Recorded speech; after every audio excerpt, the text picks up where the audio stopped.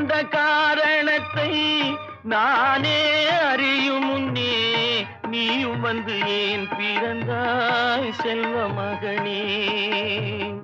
நான் பிறந்த காரணத்தை நானே அறியும் முன்னே நீயும் வந்து ஏன் பிறந்தாய்